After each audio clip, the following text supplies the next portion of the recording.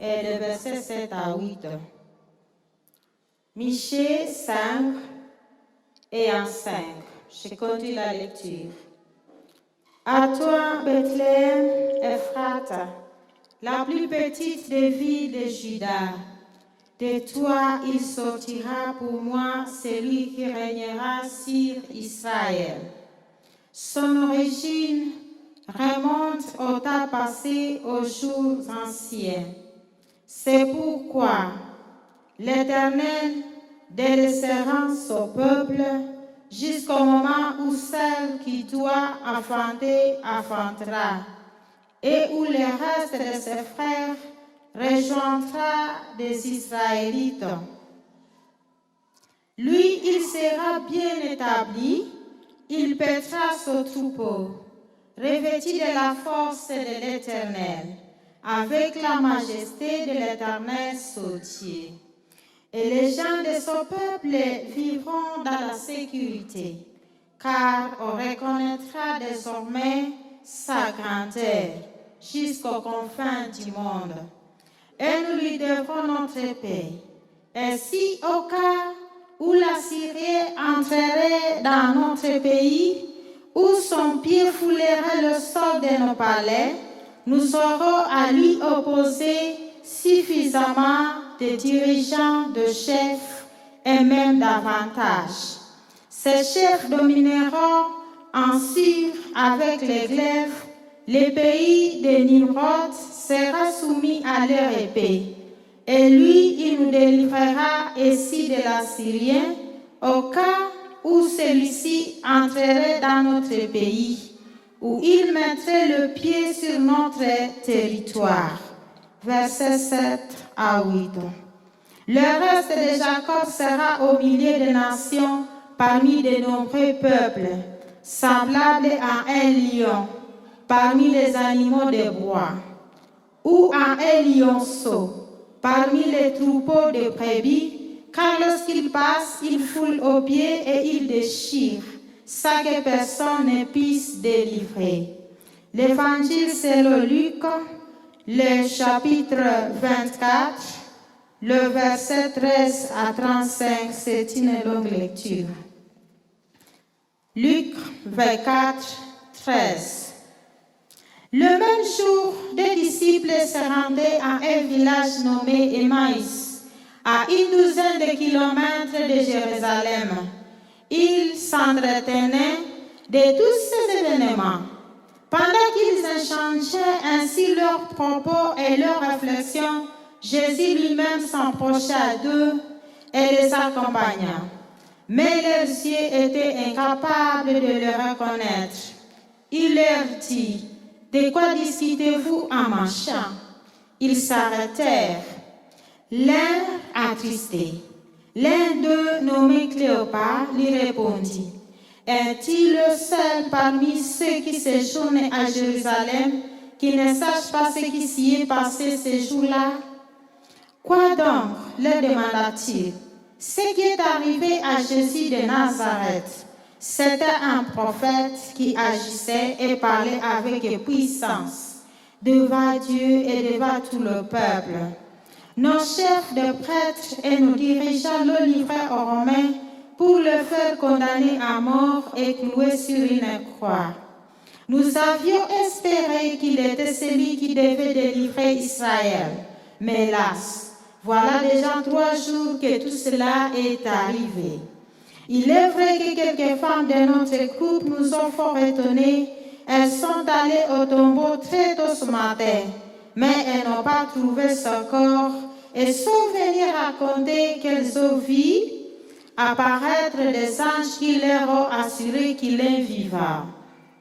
Là-dessus, quelques-uns de ceux qui étaient avec nous se sont aussi rendus au tombeau. Ils ont bien trouvé les choses telles que les femmes les ont décrites, mais lui, il ne l'a pas vu.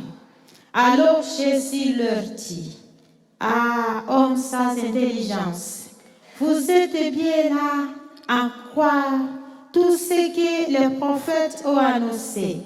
Le Christ ne devait-il pas souffrir toutes ces choses avant d'entrer dans sa gloire?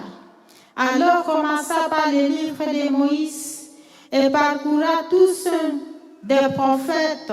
Jésus expliqua ce qui se rapportait à lui dans toutes les Écritures. Entre-temps, ils arrivèrent près du village où ils se rendaient. Jésus sembla vouloir continuer sa route, mais ils l'arrêtèrent avec une vive insistance en disant: Reste donc avec nous, tu vois le jour baisse et le soir en proche. Alors il entra dans la maison pour rester avec eux. Il se mit à table avec eux, prit le pain et après avoir prononcé la prière de bénédiction, il les partagea et leur donna. Alors les yeux s'ouvrirent et ils reconnurent, mais déjà il avait disparu et ils se dirent l'un à l'autre: N'avons-nous pas senti comme un feu dans notre corps pendant qu'il nous parlait en chemin et qu'il nous expliquait les Écritures? Ils se levèrent sur l'air et retournèrent à Jérusalem. Ils y trouvèrent les 11 réunis avec leurs compagnons.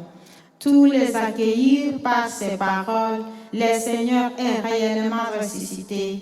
Il s'est montré à Simon. Alors les disciples racontèrent à leur tour ce qui leur était arrivé en chemin et comment ils avaient reconnu Jésus au moment où ils avaient partagé le pain. C'est la parole du Seigneur. Nous venons de lire vraiment une longue lecture, mais nous avons un thème que nous avons tiré dans cette lecture. Ce thème est intitulé L'expérience personnelle en Jésus-Christ ressuscité, à l'instar des disciples d'Emmaüs. L'expérience personnelle à Jésus-Christ ressuscité, à l'instar des disciples d'Emmaüs. Notre objectif poursuivi, c'est que chacun de nous, ou bien chaque participant, ait son expérience personnelle à Jésus-Christ ressuscité, sans mettre confiance à qui que ce soit. Alors, dans notre séquence, nous parlerons de la situation ou de l'état de disciples d'Emmaüs. Nous allons parler de leur état émotionnel ou bien de leur état de foi avant la crucifixion de Jésus-Christ, mais aussi nous allons parler de leur situation à la période là de la mort, de la crucifixion jusqu'à la résurrection de Jésus-Christ, mais aussi nous allons parler de leur expérience personnelle lorsqu'ils s'entretiennent avec Jésus-Christ. Nous trouvons qu'avant la croix ou bien la crucifixion de Jésus-Christ, les disciples en général, même les personnes qui n'étaient pas disciples, en d'autres, nous pouvons dire les Juifs en général, ils avaient la foi à un Messie libérateur. D'après les prophéties qui étaient prononcées, ces gens ici s'attendaient à un Messie, un libérateur du peuple juif, un libérateur du peuple d'Israël dans l'oppression de l'Empire romain. Sachez que Israël était une partie, comme nous pouvons dire, notre province de Nord Kivu est une province de la République démocratique du Congo. L'Empire romain, c'est ce qui était au pouvoir, et Israël était une partie de cet empire romain. Et cet empire romain, si nous lisons l'Écriture, nous sommes des lecteurs de la Bible, nous savons que cet empire a soumis une oppression à ce peuple d'Israël. Alors Israël espérait à un rétablissement physique. C'était leur foi, la foi qu'ils avaient avant la crucifixion de Jésus-Christ. Ils savaient que quand Jésus arrive, c'est le Messie, c'est le libérateur. Et c'est lui qui va les sauver. C'est celui qui va les libérer de cette oppression, de cette souffrance, des massacres, d'exploitation des empereurs romains. C'est pourquoi les gens ici, ils attendaient ceci et Jésus, et ils étaient prêts à s'adhérer à Jésus comme dans une partie politique. Aujourd'hui, dans notre province, bien RDC, surtout dans notre province en particulier, nous avons plusieurs partis politiques, nous avons plusieurs mouvements et aussi des groupes de pression parce qu'ils trouvent que nous sommes dans une souffrance. Ils veulent chercher comment libérer le peuple. Alors il y a plusieurs qui disent nous allons libérer le peuple. Tous les groupes de pression sont là dans l'objectif de dire nous allons libérer. Alors les Juifs ici qui ont reçu Jésus, eux aussi, ils ont entendu Jésus, ils ont vu une autre perception de Jésus, que Jésus c'était Messie, c'était un roi physique, pas un roi dans le sens spirituel, un sauveur qui vient libérer ou bien qui vient nous sauver des péchés. Ils savaient que si un roi va s'installer, alors nous serons des ministres. Nous aurons des places, des postes, des pouvoirs stratégiques dans son règne. C'est pourquoi même vous trouvez les fils de Zébédée, dont leurs mères viennent à côté de Jésus à disant, quand tu vas régner, prière, que mes deux enfants soient à tes côtés. Parce que eux s'attendaient, leur perception était d'attendre un Jésus qui a le pouvoir, celui qui va les libérer de façon physique, pas de façon spirituelle. Alors, c'est ça, c'est que les disciples, en général, attendaient en Jésus, ils s'attendaient à un Messie libérateur d'une façon politique. Ça, c'était la perception des disciples avant la crucifixion de Jésus-Christ. Maintenant, là où nous venons de lire, dans Luc chapitre 24, nous trouvons que ce que les disciples de Maïs est en train de se raconter en deux, et Jésus fait un compagnon de leur chemin, sont en train de regretter parce que Jésus est un roi, un lion, tel que nous venons de lire dans la prophétie de Michée, un lion qui va écraser, qui va établir, qui va rétablir l'Israël. Il s'est fait mourir. Il accepte de mourir sur la croix. Et alors, la mort là, de honte. Et il meurt et il est enterré, voici qu'il y a 3 jours. Alors, l'air de ses disciples, c'était l'air attristé. Ils entrent dans une déception totale. Parce qu'ils se disent, à celui à qui nous avons mis toute notre confiance. Et on croyait que nous allons libérer cet Israël et nous allons conduire, nous aurons le pouvoir et voilà, nous n'aurons plus ce pouvoir et voilà, on continuera à nous écraser. Essayez de prendre aujourd'hui la situation que nous traversons dans notre pays.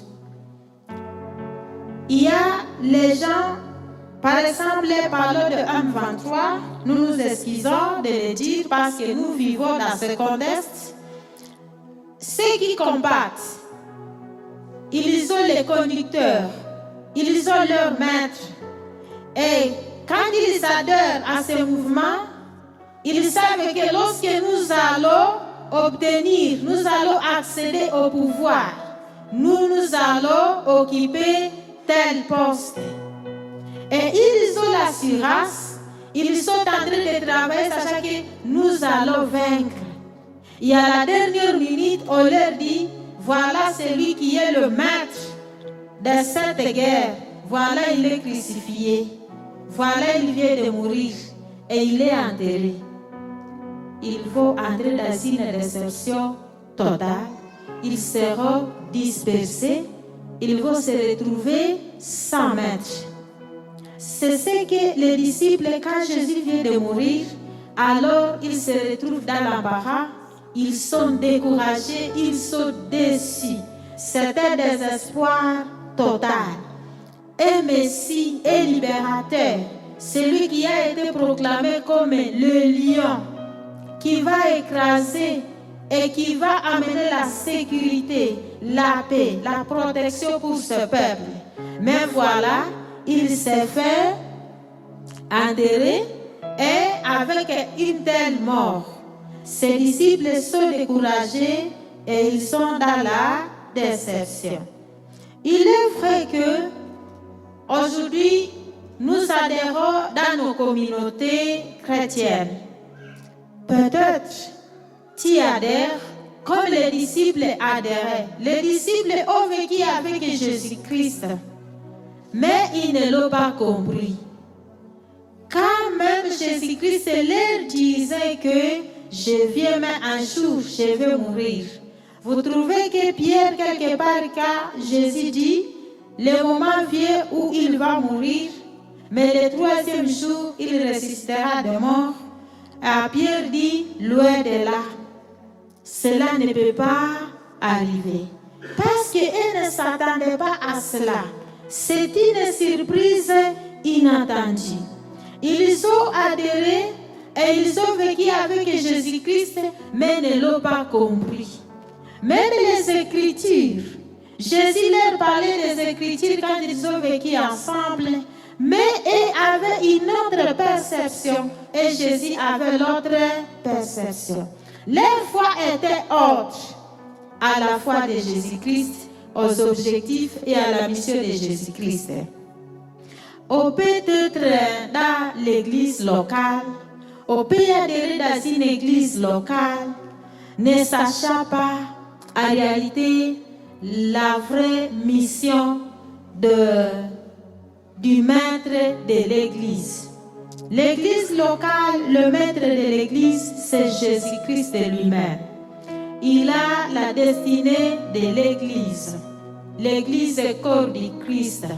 Mais on peut adhérer dans l'église locale sans ces ambitions-là de Jésus-Christ. On vient avec d'autres ambitions. Peut-être vous pouvez venir à cause de tel qui t'a attiré, qui t'a motivé, qui a tes intérêts personnels, comme les disciples avaient leurs intérêts personnels. Vous pouvez venir vous adhérer dans l'église locale avec des intérêts personnels, soit parce qu'il y a une personnalité qui t'a attiré. Et quelque part, peut-être la personnalité là, parce que c'est à cause de lui que tu es venu, c'est à cause des intérêts que tu es venu. Et quand il ne trouve pas ces intérêts-là, alors quand il sera déçu par cette personnalité c'est une personne. Elle est humaine. Elle peut faire n'importe quoi. Et si ta foi est accrochée sur cette personne-là, alors on va trouver qu'à cause de ceci ou de cela, voilà, tu fais une marche en arrière. Et on va constater, on va trouver qu'à tel, à cause de ceci, il n'est plus régulier à l'église, il n'est plus régulier au service de l'église, ainsi de suite. Alors, quelle motivation vous avez? Quelle motivation vous avez? Si nous sommes dans l'église, nous sommes comparés aux gens qui sont dans une bataille, dans notre chemin vers le ciel, vers le royaume des cieux. Parce que notre Maître Jésus, il nous conduit dans le royaume des cieux. Dans le contexte où nous sommes en train de vivre, le contexte où c'est le contexte de la guerre, chômage, perte de nos êtres chers, des personnes importantes, nos biens, les gens qui se déplacent de leur domicile et vivent ailleurs, de l'injustice et de la corruption, etc., que nous vivons dans notre pays, on peut être déçu. On peut être déçu. On dit finalement même le Jésus-Christ que nous sommes en train de suivre. Est-ce qu'il est encore avec nous? comment ceci peut se passer à sa présence, alors qu'il est omniprésent, alors qu'il est omnipotent? Est-ce que tout ceci peut se passer quand il est là?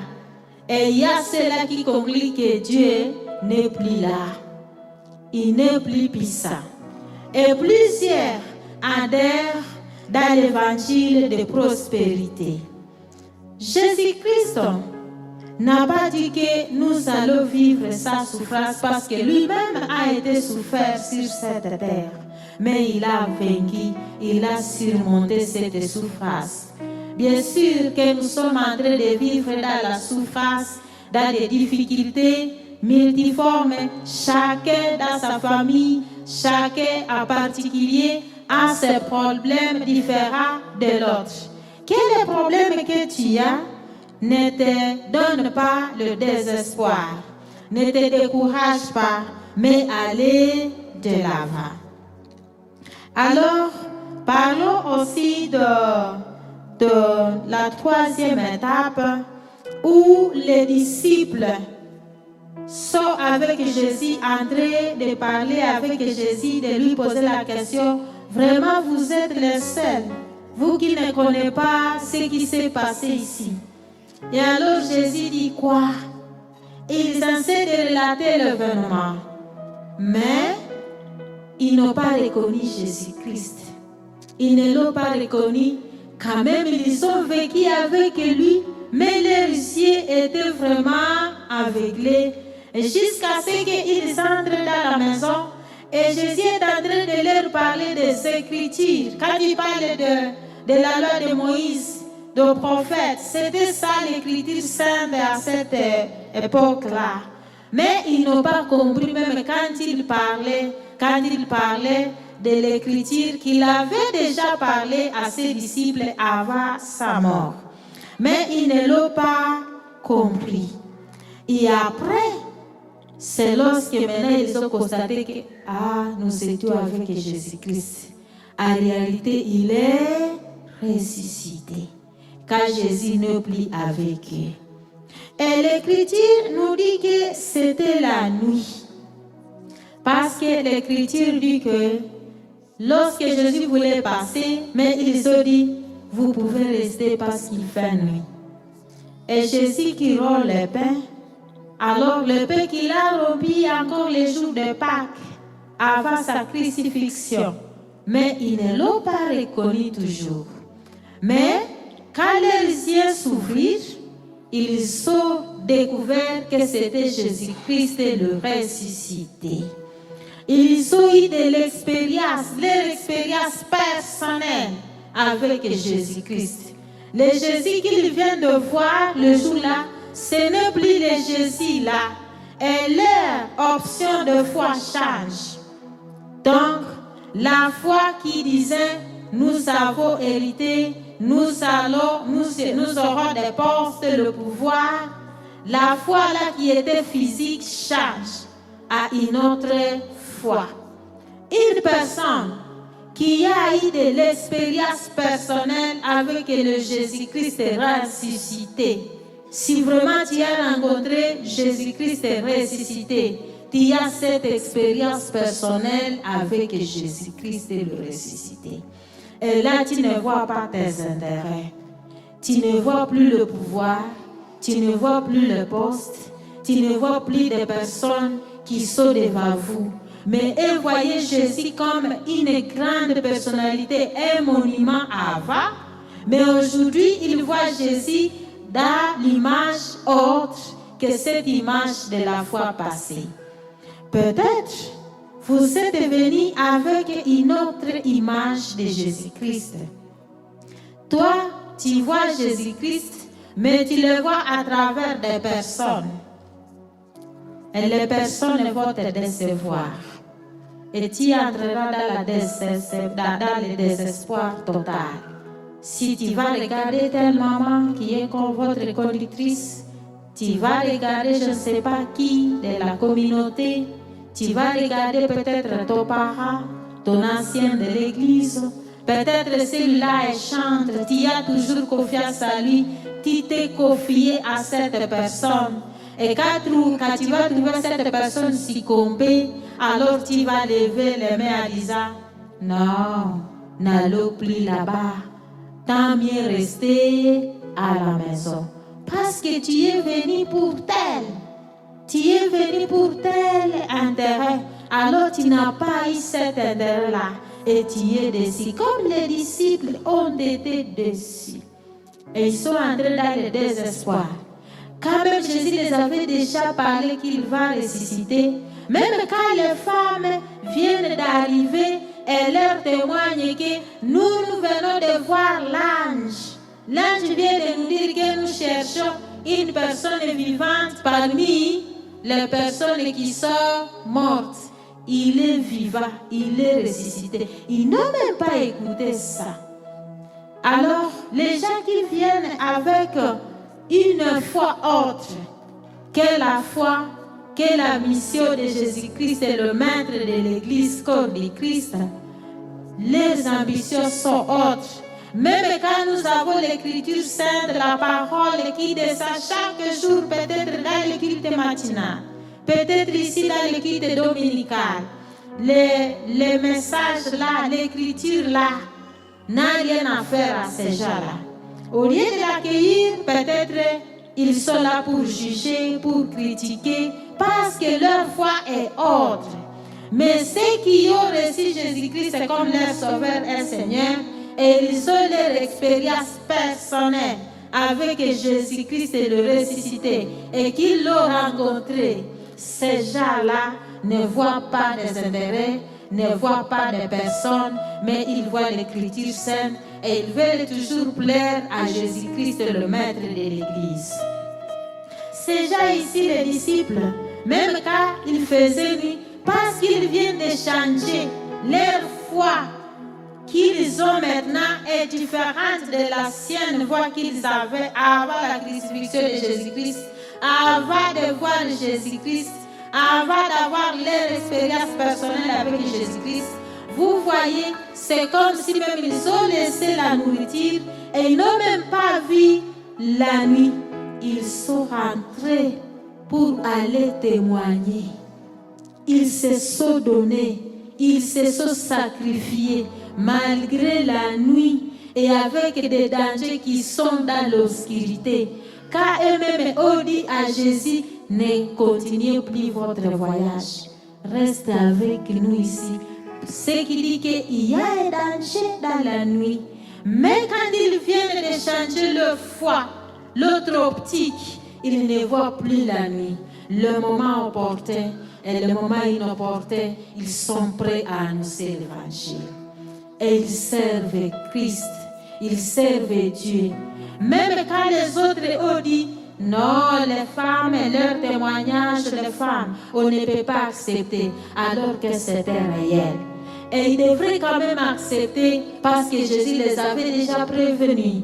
Mais tout ce que Jésus leur disait, ils n'ont pas mis tout cela en considération. Ils ont effacé tout. Même quand Jésus disait, ils n'ont pas pris cela en considération. Jusqu'à ce qu'ils nient même la vérité que les femmes viennent de témoigner. Ils ont nié parce qu'ils avaient l'autre foi. C'est pourquoi quand nous n'avons pas la foi, nous n'avons pas la vision, nous ne sommes pas dans la mission, dans la vision du maître de l'Église. Souvent nous allons en dehors, nous tapons toujours à côté. Mais si nous sommes et si nous avons de l'expérience personnelle avec Jésus-Christ et le ressuscité, notre foi va changer. Et notre foi sera commanditée et tout notre comportement, tous nos actes seront dictés par le roi, le Messie, le ressuscité, parce qu'il nous a donné un sceau du Saint-Esprit.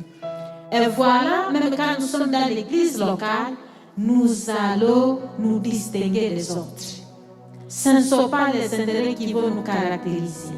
Ce n'est pas le pouvoir qui va nous caractériser. Parce que même pour devenir ancien de l'église, les gens qui ont une foi autre voient comme si c'était un pouvoir. Alors que ce n'est pas le pouvoir. C'est le service. Il faut rendre service.